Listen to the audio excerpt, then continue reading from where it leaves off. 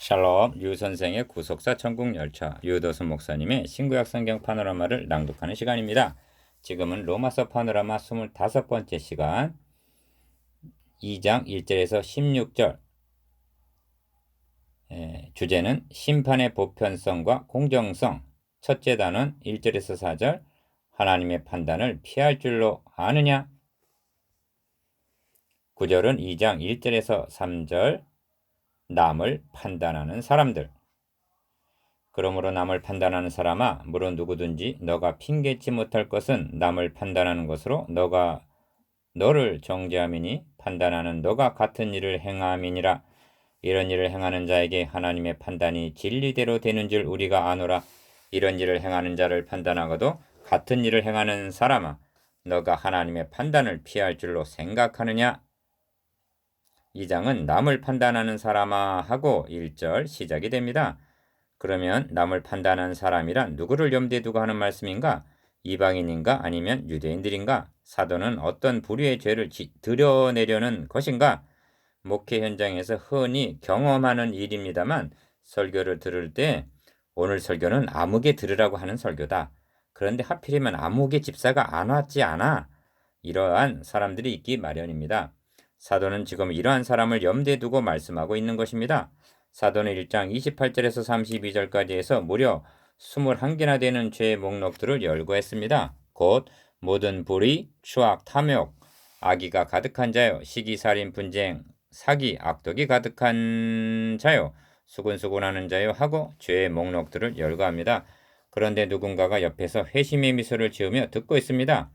이 같은 일을 행하는 자는 사형에 해당하다고 하나님의 정하심을 알고도 하고 1장 32절 드디어 사형 언도가 내려지자 그 사람은 고개를 크게 끄덕이며 그렇고 말고 그런 자들은 지옥에 떨어져야 마땅해 합니다. 이 대목은 이런 장면을 연상하게 합니다. 사도는 그런 사람을 향해서 물론 누구든지 너가 핑계치 못할 것은 하고 공격을 합니다. 1. 그러므로 남을 판단하는 사람아, 물론 누구든지 너가 핑계치 못할 것은 남을 판단하는 것으로 너가 너를 정죄함이니 판단하는 너가 같은 일을 행함이니라 합니다. 1절 기억. 본문 2장 1절에서 5절까지 안에 판단이라는 단어가 몇 번이나 되풀이 되는지 유의해 보셨습니까? 어떤 말씀이 자꾸만 반복이 될 때에는 주목해 볼 필요가 있습니다. 7번이나 나옵니다. 그렇다면 이렇게 남을 판단하면서 자기들은 그들과 같이 않노라고 자만에 빠져 있는 사람들은 누구들일까요? 니은 어떤 분들은 1장에서는 이방인의 죄를 지적하고 2장 1절부터는 유대인의 죄를 고발하고 있다고 말합니다. 당시 유대인들은 하나님의 선민이라는 자부심과 종교적인 우월감에 빠져 이방인들을 짐승같이 멸시하고 정죄하였던 것은 사실입니다.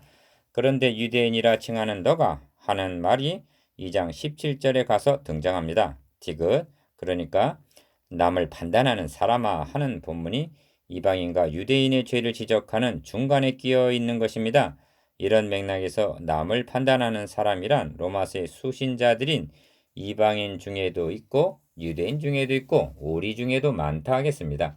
이런 사람들은 도덕주의자들입니다. 어느 시대를 막론하고 이런 도덕주의자들이 복음에 대해서 냉담한 반응을 보이기 마련입니다. 누구 앞에서 감히 도를 말하고 내가 누군 줄 알고 나를 가르치려 드느냐 하는 시기죠. 그러므로 율법주의와 도덕주의는 맥을 같이 하고 있습니다. 그들의 특징은 남을 판단하는 일입니다. 누가복음 18장에 나오는 바리새인과 세리의 비유를 생각해 보십시오. 기억, 윤리적인 면에서는 바리새인은 세리에 비할 수 없이 도덕적인 것만은 사실입니다. 그래서 바리새인은 토색 불의 간음을 하는 자들과 같이 아니하고 이 세리와도 같이 아니함을 감사하나이다 하고 세리를 판단합니다. 그러나 세리는 자랑할 만한 것도 더구나 남을 판단할 만한 것을 갖고 있지 못했습니다. 니은 그래서 다만 불쌍히 여기옵소서 나는 죄인이로소이다 했던 것입니다. 주님은 말씀합니다. 이 사람이 저 사람보다 의롭다 하심을 받고 집에 내려갔느니라. 누가복음 18장 14절 3. 지금 로마서를 기록하고 있는 바울 자신도 한때는 이처럼 남을 판단하던 율법주의자였습니다. 율법의 의로는 흠이 없는 자라고 자부하던 사람입니다. 그러하기 때문에 누구보다도 도덕주의자들의 외식적인 삶을 잘 알고 있었을 것입니다. 그들의 가식을 폭로하기에 적격자였습니다. 기억 1장에서 열거한 이방인들의 죄가 육적이라면 이들 도덕주의자들의 죄는 심리적이요 이방인들의 죄가 외적인 죄라 하면 도덕주의자들의 죄는 내면적인 죄라 할 것입니다. 그래서 회칠한 부동같이 겉으로는 거룩하고 점잖은 듯 하면서도 속에는 썩은 송장같이 추하고 더러웠던 것입니다. 4. 본문을 통해서 몇 가지 중요한 교훈을 받게 됩니다. 첫째, 타락한 인간은 자기 중심적이어서 남에게는 엄격하고 자기 자신에게는 관대하다는 것입니다.